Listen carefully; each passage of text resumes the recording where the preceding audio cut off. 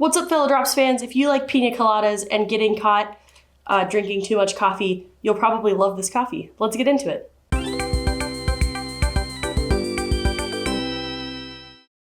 What's up, fellow Drops fans, fellow fans, and coffee lovers everywhere? My name is Haley, your local resident Q grader and your brew guide, coming at you today from Fellows HQ in San Francisco to tell you about a truly remarkable feat in coffee processing and a really innovative processing method for this coffee. This coffee is by Rafael Vinhal. It's brought to us by El Grano and roasted and brought to us by Broadcast Coffee. We're calling it Piña Colada because it tastes directly like a pina colada. No alcohol involved, we promise. But before I get into why it's so innovative and cool, let me get into how I'm brewing it, shall I? Because it's a bit different than I normally would. I'm using 13 grams of coffee in to 200 grams out. I bloomed at 40 grams and I waited, somewhere between 40 and 45 seconds is a good time to wait. Just as you see, the bed of grounds become a little bit less homogeneous and smooth on the top. You want it to start to show a little bit of texture, I guess, or some people could say holes or what have you, but just a little bit less smooth and seems like the water has kind of sunk through a bit. That's when you want to break your bloom. Then I poured up to 100 grams and then 150, and now I'm going to go ahead and pour up to 200 grams. I said that right? Yeah, that makes sense. I'm probably going to give a little bit of agitation at the end of this, just like a couple swirls. Probably doesn't need too much because it is pretty soluble coffee. Just like a 1-2 while it's draining out to make sure everything is soaking evenly. Let it drip through. We're looking at a 2-minute to 3-minute approximate total brew time, right? So somewhere in that range. I ground at 4.1 on Ode Gen 2, offering brew guide ranges because, coffee will behave differently on different days, depending on how far it's outgassed. It'll behave differently at different altitudes oftentimes. And so that's where the grind setting range comes in. And also, obviously, like everything's up to preference. Some people like a more extracted versus less extracted coffee. Of course, there's optimal extraction ranges, but at the end of the day, however you like to drink your coffee is how you like to drink your coffee. Now that we've talked about how we're brewing the coffee, let's get into why it's so cool. So Rafael Vinhal and the Vinhal family have been producing coffee in Brazil since, I believe, 1988.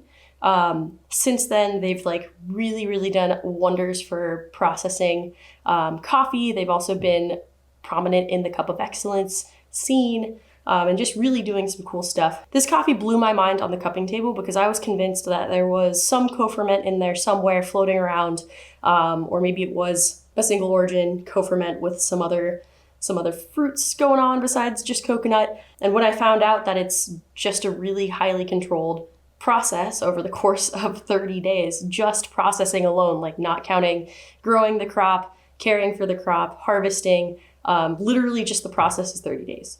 And it's hyper controlled. I believe aerobic and anaerobic fermentation and also some thermal shock elements to it. If you'd like to read about it more in depth, head to the description in this video. That's what's super remarkable about this coffee. I mean, not only the flavor profile, the depth of flavor, the structure, and on top of that, the balance offered by this coffee and really like how clean this coffee is for everything that's going on with it. The fact that the processing has so many levels to it is so controlled, and there's not a co-ferment present. No shade to co-ferments. I'm a big fan of innovation, right? And like I love to see where that world is going. It's remarkable that this is not one, is really just it. You'll see when you taste it, which I'm gonna do right now.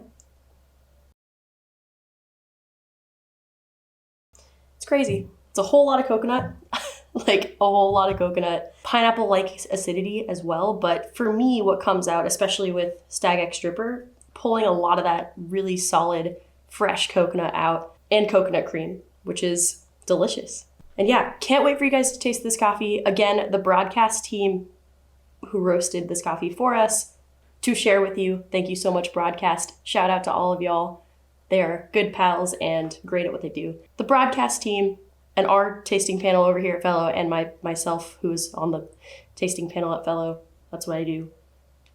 We were all very surprised and convinced that there had to be a co-ferment floating around in there somewhere. And again, would have been totally fine, but it's just the fact that this process is so unique such that it creates this profile in the cup and the amount of wherewithal it takes to process a coffee for 30 days and in such a controlled way, kudos and thank you. So cheers to Rafael Vinhal and the Vinhal family for producing this coffee. Thank you so much, Algrano, and Broadcast, our partners in bringing us this coffee to then bring to you, fellow Drops fans. If you have any more questions about this or any coffee that we feature, or really anything at all, or you just want to say hi, drop me a line. I love to see your comments and I love to say hi where I can, so let me know what's going on. As always, it's easy to order from Fellow Drops. All you have to do is text us back the number of bags you would like, 125, however many, and we will send you that coffee. If you don't want coffee this week, don't text us back and we won't send you any unnecessary coffee or charge you. We'll just text you next time with another delicious curated selection. As always, I have been and will continue to be Haley, your local resident Q grader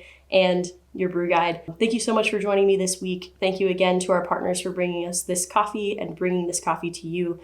Shout out Rafael Vinhal and the Vinhal family for producing, and Algrano and Broadcast for coming together to bring this to us. It's a perfect start to summer. It tastes really good iced too. And for you Aiden users out there, try it as a cold brew. Let that brew on cold brew setting on Aiden, and it's probably gonna be very delicious, and I would love to know how it turns out in the comment section. All right, guys, I'm out. I'm gonna go drink a bunch of this coffee. Maybe I'll even go find a Piña Colada because I feel inspired. Who knows? Always glad to be here with y'all, and I'm gonna take more of this coffee. I'll see you next time.